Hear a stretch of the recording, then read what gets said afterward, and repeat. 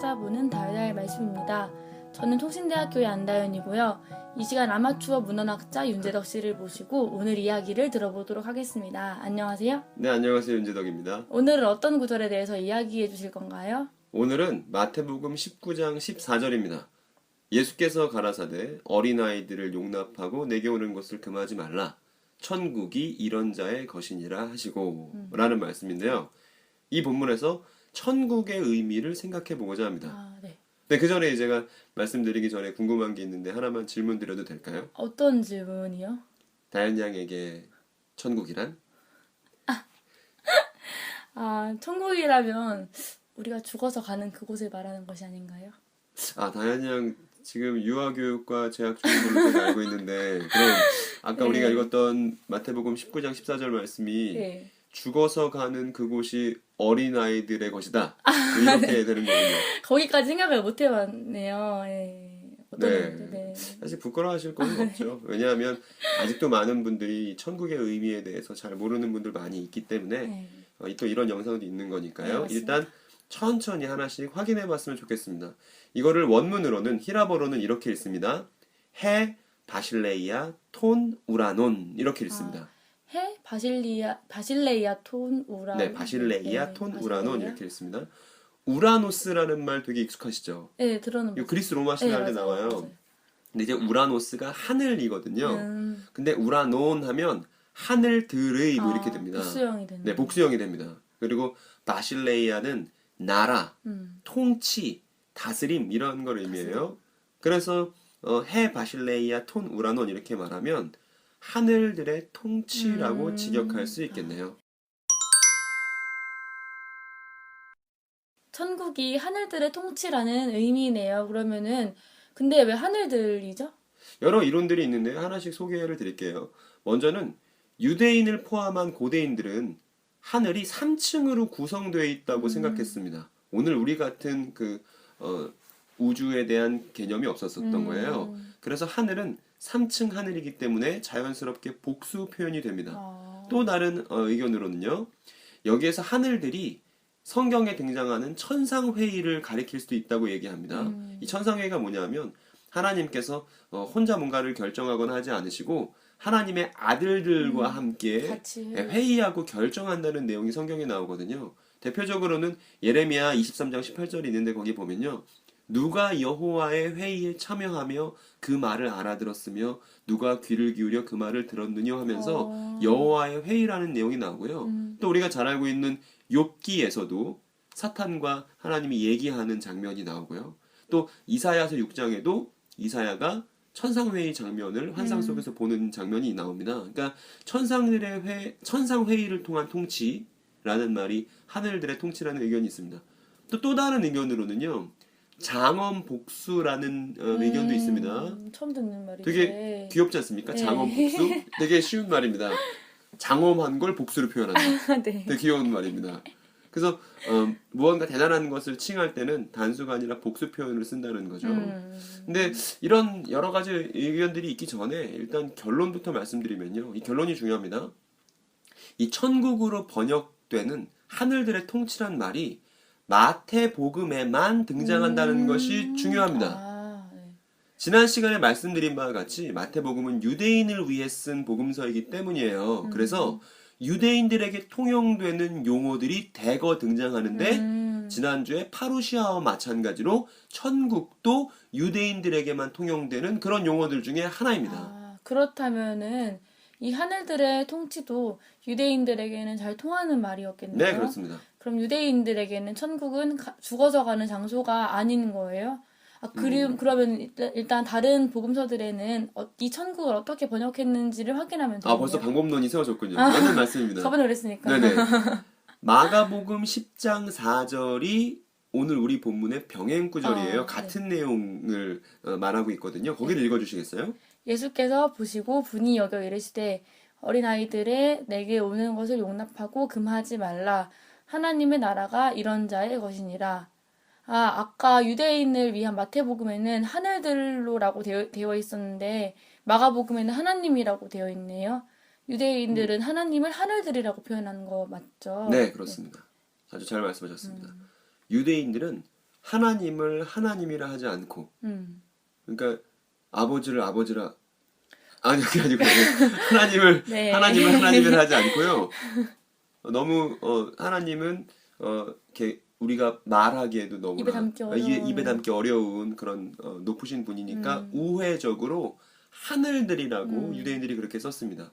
그래서 마태복음에는 하늘들이라고 돼 있는 게 마가나 누가나 다른 복음서에 가면 하늘들이 하나님이라고 이제 번역이 돼 있는 거죠. 그러니까 우리가 천국이라고 말할 때 천은 죽어서 가는 장소가 아니라 하나님을 뜻하는 것입니다. 그럼 아까 나라가 통치라고 하신 것도 자세한 설명을 들을 수 있을까요? 네, 그 유대 역사 속에 있었던 어떤 사례를 먼저 말씀드리고 싶습니다. 예수님이 어렸을 때 일이에요. 갈릴리에 성경에 나오는 내용은 아닙니다만 역사 이야기인데요. 예수님이 어렸을 때 갈릴리 지역에 사는 유다라는 사람이 있었더랬습니다. 유다라는 이름이 이스라엘에서 흔한가 보네요. 네, 엄청 흔한 이름입니다. 그 다연도 흔한 이름이죠. 아, 그럴 수도. 네, 아닐 수도. 네. 근데 뭐 우리 네. 가장 흔한 이름으로 하면 뭐 철수, 영이? 영희 뭐 이런 건데 우리가 벌써 아는 유다가 한둘이 아니잖아요. 그렇죠. 두 명인가? 가론 유다도 두 명. 있고 유다서를 쓴 유다도 네. 있고요. 그러니까 유대인 우리가 할 때 유대인이라고 말할 때 그 유대가 유다예요. 그렇죠. 이게 어떤 의미가 있냐면 칭찬, 찬양 이런 뜻이거든요. 유다가요. 이 유대인들에게 또 유다라는 이 칭찬과 찬양이라는 의미를 갖고 있는 이 유다라는 이름은 흔한 이름이었습니다. 어쨌든 이름은 그런 친구가 있었는데요. 물론 이때도 이스라엘은 로마의 지배 아래 있었습니다. 그런데 로마가 인구 조사를 실시합니다. 근데 이 인구 조사는요 항상 의미가 있어요. 어떤 의미냐면 인구를 왜 조사하겠어요? 돈 거들라고. 네, 돈 거들려고. 세금 때문에. 세금 제대로 한번 걷어보려고 작심하고 인구 조사를 실시한 거예요. 그런데 이 유다를 중심으로 폭동, 혁명이 벌어졌습니다. 어떤 거냐면 로마에 더 이상 세금 내지 말자는 납세 반대 운동이었습니다. 근데요. 갑자기 이 얘기를 하시는 열심히 의도가 뭐죠? 이 얘기가 지금 우리가 하고 있는 천국이나 하늘들의 통치랑 무슨 관련이 있어서요? 네, 끝까지 좀 들어보셨으면 좋겠어요. 아, 네. 이 유다가 벌였었던 납세 반대 운동의 캐치프레이즈가 천국이었거든요. 아, 진짜요? 네. 그래서 예수님의 말씀을 듣던 사람들이 천국이라는 말을 들었을 때 어떤 의미로 생각했을지를 우리가 고민해 보자는 겁니다. 유다가 천국 이렇게 외치면서 하늘들의 통치 이렇게 외치면서 세금 반대 운동을 할 때 거기에 동조했던 유대인들은 그럼 우리 죽어서 천국 가자 이런 생각을 했겠어요? 아니요. 그런 생각 안 했어요. 그 사람들은요 로마의 통치가 부당하다고 생각했고요. 그 부당한 로마의 통치를 끝내고 하나님의 통치가 이 땅에 실현되기를 바랐습니다. 그리고 이거를 한마디로 줄이면 천국이네요. 그렇죠. 그럼 죽어서 가는 곳이 천국이다라고 말할 때랑은 정반대의 의미가 되네요. 네. 죽어서 간다는 거는 사람이 하늘로 가는 건데 그게 아니라 하늘에 계신 하나님의 통치가 이 땅에 오는 거니까요. 네, 그러니까 펜트하우스가 아니고 경비실이죠. 고층으로 올라가는 거 아니고 내려오는 저층에서 이 땅에서 하나님의 통치를 실현하는 거니까요. 아까 우리 죽어서 가는 그곳이 어린아이들의 것이다라고 한 전적이 있는 네. 네. 잘못된 해석을 갖고 있었던 다현 씨도 네. 사실은 근데요. 사실 이 올바른 천국의 의미에 대해서 이미 알고 있고 고백해 왔다는 충격적인 사실을 말씀드립니다. 제가요? 네. 왜냐면 어떻게- 다현 씨 혹시 주기도문 외우실 수 있죠? 당연하죠. 그러면 하늘에서 이루어진 것 같이 땅에서도 이루어지다. 네. 하늘에서 이루어진 게 땅에서도 이루어지는 게 천국이네요. 네, 그렇습니다. 이미 알고 계셨죠? 아. 그러니까 바실레이아 톤 우라노의 의미는 바로 그런 거죠. 주기도문이 잘 보여주고 있습니다. 근데 질문 하나 드려도 될까요? 나 이런 거 너무 좋습니다. 천국에 대해서 이야기하다 보니까 생각난 구절이 있거든요. 음. 혹시 그 부분을 오늘 배운 이 개념을 가지고 다시 되짚어 줄 수 있을까요? 어떤 구절이죠? 마태복음 3장 2절인데요. 근데요? 복수하시는 거예요? 아니, 장난이에요. 이게 어떤 구절이냐면은 회개하라 천국이 가까이 왔느니라 하였으니 라는 구절인데요. 아무래도 지금까지 이 구절이 뒤에 천국이 가까이 왔느니라 보다는 앞에 회개하라에 중점 맞춰가지고 읽었던 느낌이 들어서요. 이거 뭔가 사연 있는 거죠? 약간 네, 사연 있죠. 사연부터 좀 풀어보겠습니다. 사연을 좀 들어보고. 알겠습니다. 어떤 수련회 갔었는데 기도회 시간에 목사님께서 먼저 우리의 죄를 회개합시다 이런 제목을 기도 제목 던지셨어요. 근데 네. 그때 이 구절을 같이 말씀하셨거든요. 성경에 이렇게 회개하라고 나와 있으니까 우리는 우리의 죄를 회개해야 된다고. 근데 갑자기 이런 생각이 들더라고요. 그럼 회개하라 그 뒤에 문장의 역할은 무엇일까? 그래서 성경을 찾아보니까 영어로 찾아봤는데 Repent for the kingdom of heaven is near 이라고 써있더라고요. 그러니까 회개하라는 말과 하나님의 나라가 하늘들의 통치가 가까이 가까이 있다가 연관돼 있었다는 얘기군요. 이게 인과관계였던 것 같은데 천국이 가까이 왔으니까 회개해야 된다 뭐 이런 것 같은데 근데 그동안 우리가 알고 있던 죽어서 가는 그곳이면 이 문장이 말이 안 되잖아요. 그러니까 for가 접속사일 때는 이제 위해서가 아니고 왜냐하면의 의미로 사용됐다는 고급 문법을 말씀하시는 거죠. 맞는데 문법 말고 구절의 의미로 좀 말하면 안 될까요? 네. 죄송해요. 우리는 천국이란 말의 의미를 배웠으니까 그걸 가지고 생각해 보면 될 것 같아요. 네. 그러니까 우리는 천국이 죽어서 가는 장소가 아니라 하나님의 통치가 이 땅에 실현되는 거라고 했어요. 그죠? 네, 맞아요. 그런데 이 하나님의 통치는요. 우리가 잘 알고 있는 출애굽 이야기를 닮아 있습니다. 그러니까 몇 가지 구성 요소가 있는데요. 먼저 악한 통치를 심판하고요. 출애굽 사건 때 악한 통치를 벌이던 사람이 누구였죠? 바로 네, 파라오. 악한 통치를 심판하고 그 악한 통치에 갇혀 있던 사람들을 구출하거든요. 이 심판과 통치가 같이 벌어집니다. 악한 통치를 심판하고 그 악한 통치에 갇혀 있던 사람들을 구출한다. 그리고 새로운 통치를 가져온다. 네, 그렇죠. 그래서 예수님께서 천국이 가까이 왔다라고 말씀하셨을 때 이 말의 의미는요. 악한 통치에 대한 심판이 임박했다는 의미가 들어있습니다. 그리고 자신이 그 악한 통치에 갇혀있던 사람들을 구해내겠다는 의미도 들어있고요. 그리고 심판과 구원은 예수님 자신의 새로운 통치를 이 땅에 실현시키는 방식인 거죠. 그리고 이걸 다 묶으면 한마디로 천국이 되고요. 이런 맥락에서 회개의 요청은 이거를 어떻게 설명드리는 게 좋을지 모르겠는데 마치 변사또들한테 암행어사가 출두할 거라는 말을 하는 거랑 같아요. 갑작스럽게 암행어사가 네, 암행어사. 그럼 여기서 변사또들은 악한 통치에 참여하고 있던 사람들을 그렇죠. 말씀하시는 그 얘기죠. 거예요. 그렇죠. 그럼 회개는 전향하라는 의미네요. 그쵸? 악한 전향이죠. 통치에 참여하지 말고 예수님이 가져오는 하나님의 통치를 받아들여라. 네. 너 심판의 대상 하지 말고 구원의 대상 해라. 너 예수님의 새로운 통치를 받아들여라. 천국으로 전향해라. 그런데 여기서 전향은 죽어서 가는 어떤 곳을 말하는 거다? 아니다. 이 땅에 실현되는 하나님의 통치를 구현하며 살아라. 네. 네, 그렇습니다. 물론 당시 이스라엘 사람들은 예수님의 천국 선언을 듣고 예수께서 로마의 지배를 끝장내고 자신들을 구원해 줄 분이라고 오해했지만 말입니다. 이왕 천국을 다룬 김에 천국 나오는 구절들도 다른 구절들도 간략하게 말씀드릴게요. 그 마태복음 5장 10절 한번 읽어주시겠어요? 의를 위하여 박해를 받은 자는 복이 있나니 천국이 그들의 것임이라. 네.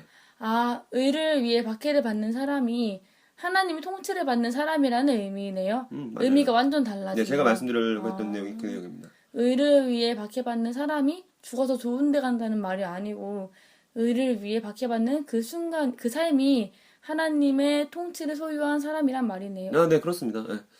정말 해석이 달라지죠. 우리 마태복음 5장 20절은 어떻게 되는지도 확인해 볼게요. 이런 구절입니다.